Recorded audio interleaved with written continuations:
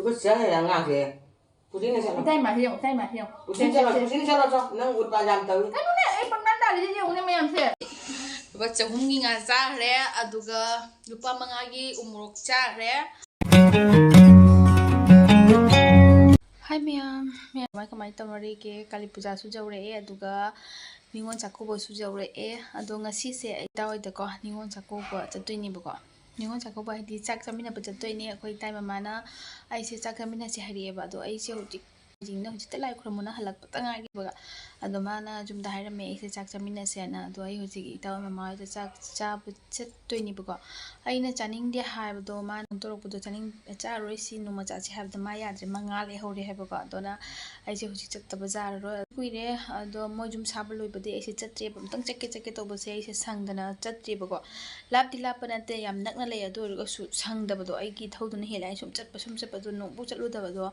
asi ti chat ani meyam aduga ita oi jum saloi ba do su jeng halage aduga ita na magi jum jeng ba phang da ba su ai gi video gi mating na ma jeng ba su phangani aduga mana manipur de su lak pa khudong cha da ba lei bani na hujik sum jeng han boina meyam su jeng minora se aduga meyam ai gi channel se na una phang bi bai si na yaw ra ga di like share subscribe to biramu meyam aduga ai video se makhata na su loi bau jeng bio matam pun amta support to na su lai to su to bio tung da su to bi gani khali meyam aduna meyam hujik ai taw jum da chalage aduga kari mathen to ita mana adu jeng minora se meyam akoi meita su chale seni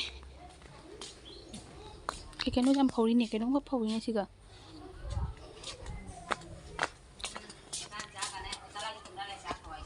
sinai tao yi che to mani ni thabak su bagi tao jum salo rame jam hanjan chara me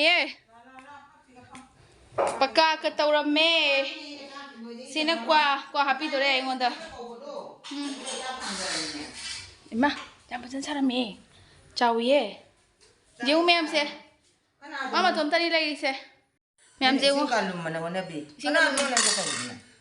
Awala ba. internet tani kai ma se jeu si bibam se nai ngo chak thonga bi jari mi asina imo de ko ro na duga. Ma cha ya tra. imo charo ya chaning de asiga asina tharenga hangam ga alu ga tomato ga thong mani ko asiga imo ro met lani to ai huji hinjang piru hi ge ogi jato ma oida sina ita ogi jato ma im jum moi si jum loi salam me moi jum si jeng hala ge Kana. noi mo no ni oh noi pa ka taw dri ko chaw ibo noi jum jing je jum ni chaw ya ba cham nan na ka le ye hom da na lagi ka cha khum su yam chaw ni ne Yes. sina gai Tino ka. ka oi do ro ko tham do ro Ka we ne. ya orang kai re ha ibo lai ni cha ka janing de ne ibo Ai sini no ha ka sak sa. jam ben cha asi la heng lai rang cha do ro si che Aduna ne maro pa ka tham. adu kai hori ba se Tei de wa ni tana. oh chom da oh sina magi mi se asmai na wal la to ba se su pa mi bo nam phajara me he hanu bi se ko jam lai hanu bi se jum sa ba gi ko jam lai chala ge hujik chaw ra ge se na tv nang tom ta jing ro tv se new me am sini moi ani se ma tom ta lai ne janu pi pura mayum pan hina sigana khoi gi mai tat na ingai ri ni sak sa bagi jam jang yang chawi am sini nangi di kano thabak suan ra mi oh Alu pun ma sak sa ba wa khre pum redu alu pum. alu sarani kamai pum mi banang se ising phangura bo si alu thana ba sarani yong mem Apa itu nak ke mana ni? ama la ro chak to khunga la ma la ke khajala chawni ru se nang tom ta lai ba nuai ra moi bo si tai mai jenam jinen pharam me ni prom jenam sina re hawai pan bi su phare ma se chak jam lam khre to asina isarani ai chak jam ni na khai doi ni ko adona si chak cha ni keno ma matom lei bani na ne ko tau ye ba ma nei ngon jam si na sak tamina seng ko rok pa se ai jam harau re do cha bu ding amaro mathin mem si som da ka pura ge hujik chak cha ra ge mem nga se jam hauram mi hangam siga jam pakna gare se mem ko hujik chak to itai mana hai ma kon purong se ma pheng ge ai hai ba nga si tang ai pheng bi ge nu ma cha de ga gi no khang de do kro ai chu to ye du ma gi phibam sina kon pheng lai pa puroi dram se yong se mem pa to du mo walen do thori do to no oye ma jam sauri ai theng na lak pa gi ai khuram do ai ma kon phang ge ai na ma won nga si kon pheng la di ai se pa pora puroi dre ba ai pheng bi ge ba nga si tang nga si tang pheng bi ge nga si tang pheng bi ge pheng bi ge ta da pheng bi ge ba da jeng om se na sak to ma sauri mi se mem se pung ani ta re lak pa da du gi ma sauri sini mem do ai kon pheng do ge sak sa bu lo re do khoi kwa cha ram dai da mung jeng hala ge kwa bi jaro ha ma mem je se mai khang je kyam lang gi no je ado ma hai mai khang ji mun lang ba mai pheng ma ngam ga dra hai ri ma ngon ne mun lang na pheng do me je ma gi kon se tak ta na pheng ga dra hai ri tak na ina hai ba ita oi hai na do ma ki ri mai khang se tak pi ro oi hai na ado jeng na se mem je ngo ma gi kon se hoji khoi ni challenge tong na re ado kana na lang ba jeng min ra si em hojik je u sai ma gi lei ba khang do ai khang si ga hoji kana na lang be heli ma hoji mem sai sa da na ma cha na pi wai sanai mi je ngo yam je ai ma khong ga je ha ri mi ma ai kon phi bi ba rau man kina je ta wai sana ra ge lak nei rồi hello sai se sareng Noi man thong amina haure dana School chuti ne puja gi pi ba loi re do khangde Diwali gi khara pirani jam ji pi roi por kha jau sale da kayai ba moi kulai lo lu to gi loi ke kap na la gan na adu noi du ga di jorok pra ba lan do hala ji ko la ta ni tam nei do la ji de ti ko kulai lo na bi ka pi koi game nei na si pai game ya ma du ne ba ni ko ngwai ba na bo ko ni gan gi wai ta as lan je phara mai khalem ko mo hogo lei na tra sum hogo lei da ni ha si more na ma si do hogo lei ka more gi nan pau do tai ne police na to si do more ni ma ma ko ni more gi ke no do ma lo ni lo jing ma na te ro le ba DSP này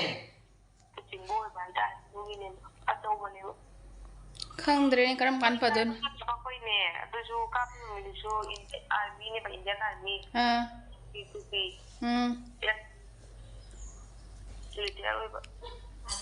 si mem lan chu loi dri adu noi ni won cha ko padi ko mai tau ni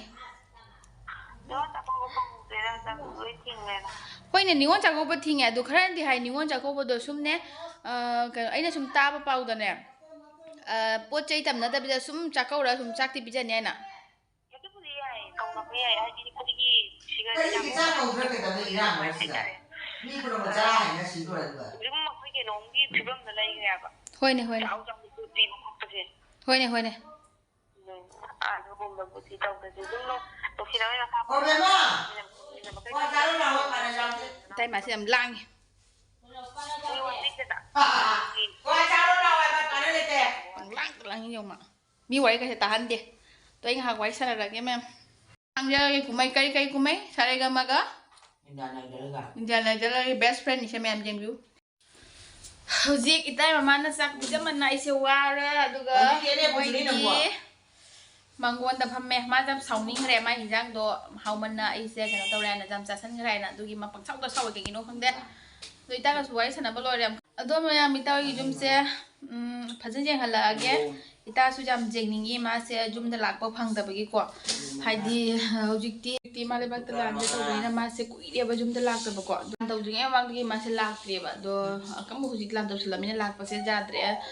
mo jum se sa ba su ma ho dre aduga lotion ba su dre no ma na hai mo jum gi no se tharawana kam ko lai ta gi ta wai sana ni ge doi ma kha ta bu nyam ding le si kwam ting thi ge Tunggu siang ya ngake. Pusing nggak sih? Tay mà hiểu, tay mà hiểu. Pusing sao cho? Nang udah panjang tahu. Cái nó này bằng năn đảo thì dùng này mày làm gì? Bằng năn đảo. Sao tahuเลยจะไปtadi. Con chụp hình bi đấy. Nhưng mà con chỉ bi làm cái đầu mắt già để mắt chặt lỗ tai ta đi. Chỉ bị bắt phát tờ mình hiểu muốn lâu à, muốn được cậu. Quá làm thôi. Con về cái anh con sẽ mà đã về ngầm ngầm cái phụ cái. Bị bắt phát tờ mình đi thế. Mỗi cái bao tay sẽ riêng hay là cái bột thạc cái đồ mà bay làm cắn hồn đi. Zoom mình share. Zoom ni ya. Nang oi dah banyak nak hai pun. Hati ni bar bar kalau dia nak angkat dah ni. Hati ni bar kan mana sibu bejati dah wei mani ke. Lu ada mesti yang share, ma'am. Vì nó upo ban hanu bini. Wajib ko am sing kan ada di mun mun ba kwai ke tu nang de. Chata lang tu nang share. Sao lại thế này? Khai tu ron ta tham tu ro. Mun mun da ba share. Pai mun di betul. Sedih kena lên ngay phải thế này. Kan wala dinga psa jai jong ma'am se. Mua mà gọi lên ngay. Diwali ki mo magol lai tu ba si jo laga. Nang se ma'am.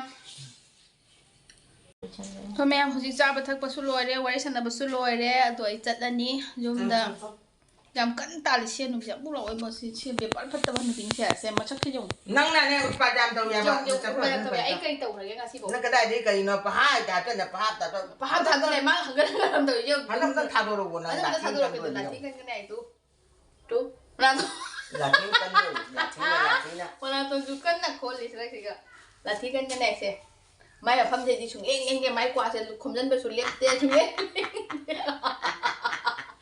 mai quạt sẽ nó bù hi ra từ ngay thì mẹ tiếng là si bị bắt phát tờ nụ bình xả si mà cha nụ bình là kháng ngay bà anh nè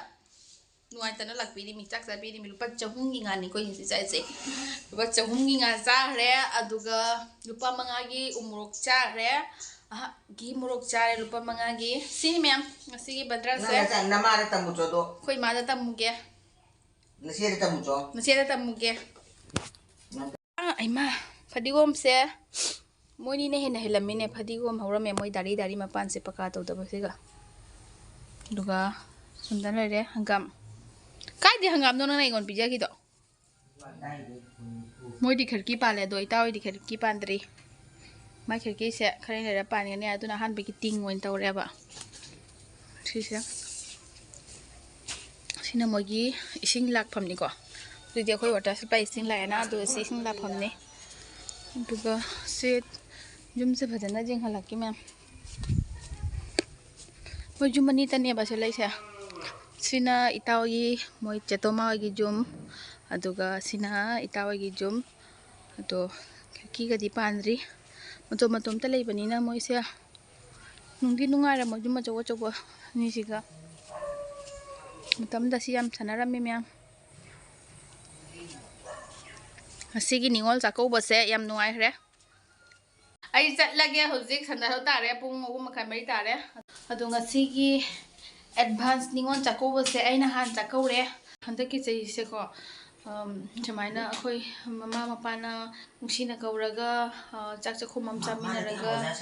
nungsina halak pudo ko pot chei pi pa pita ba garimta Yung late aduna kita mana so ingon daga impidre ani so karim produktre asini meya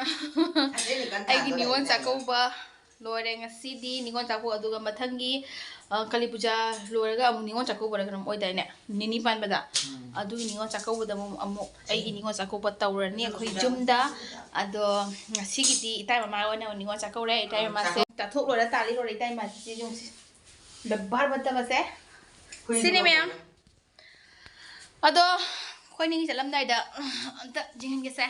sẽ jing ngầu, sẽ jing ngầu, chúng nó phamo, ấy rồi này, nè mấy hụt giết chặt lẽ, aduga mỗi ni liều rồi ni ai cứ chặt lẽ, mà thằng cái blog ta mua là xí, aduga mỗi ni liều rồi, bay tàu rồi ta nó bay đi, bay, nó bay ni liều rồi, ngoài nè, bớt giấy tôi phải dám thả ra dầm lúa happy rồi ngon đã, mà đi pin đâu nhưng mà mai có sụp tóc lại thì không. Ai chắc cái khô bây giờ để hay chắc luôn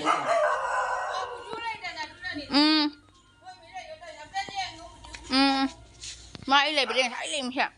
đấy là mẹ mấy cái gì chúng ta là tụi cả Sareng. Mẹ mấy cái gì chúng ta lẽ rằng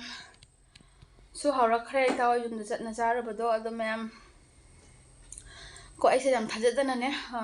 ita mà nó cầu đấy nè bạch chắc sẽ nè quả đó cuối đấy mà nó mua chúng ta xuất tập ấy xuất tập sẽ sang đi đó mà xí nó mà chính nó mà nó chắc sẽ làm cho mình là sẽ nè cầu đấy đó mà tụm ta lấy bên này jam quá nó mà ngâm bạc khara tàu rồi cái bây giờ jam số hậu đấy đó cái jam số nung xí quả cuối đấy tao ấy lấy bên mà tầm đấy tụm hai tên ngang ngồi ngay đấy khối sẽ tụm cái nó tao lại này quả đó khối guitar đó Mase Manipur dani ba ado Manipur dadi hujik irang hau banina ko khala tap tharu re hai ado amkamu irang hau re hai banina mase jumda lakpagi huji horen lakpagi ti paw leiti ba ado jam sunu ngai te kuire mase lan hodingi mamang dagi lakta bani ba ko jumda ado malake haina khala ko matam da amuk hujila banina huji horen di la ro ado mayam ai gi blog se video se loishalage aduga mayam su like khrambiyo huji huji malibak ta horiba ꯂꯥꯟꯁꯦ ꯖꯥꯡ ꯂꯣꯏꯁꯟꯕꯤꯔꯒ ꯏꯪꯅ ꯆꯤꯛꯅ ꯍꯥꯟꯅꯒꯤ ꯃꯇꯧꯒꯨꯝꯅ ꯄꯥꯟꯅꯕꯒꯤꯗꯃꯛꯇ ꯑꯗꯣ ꯃꯌꯥꯝ ꯀꯣ ꯃꯇꯥꯡꯁꯤꯒ ꯑꯩꯒꯤ video ꯂꯣꯏꯁꯤꯜꯂꯒꯦ ꯑꯗꯨꯒ ꯑꯩꯒꯤ ꯚꯤꯗꯤꯑꯣꯁꯦ ꯃꯌꯥꯝꯅ ꯂꯥꯏꯛ ꯁꯤꯌꯔ ꯁꯕꯁꯀ꯭ꯔꯥꯏꯕ ꯇꯧꯕꯤꯔꯝꯃꯣ ꯑꯗꯨꯒ ꯅꯨꯡꯁꯤ ꯅꯨꯡꯁꯤꯕ ꯀꯃꯦꯟꯁꯨ ꯄꯤꯕꯤꯔꯛꯑꯣ ꯑꯗꯣ ꯃꯊꯪꯒꯤ ꯚꯤꯗꯤꯑꯣꯗ ꯑꯃꯨꯛ ꯎꯅꯔꯁꯤ ꯃꯌꯥꯝ ꯕꯥꯏ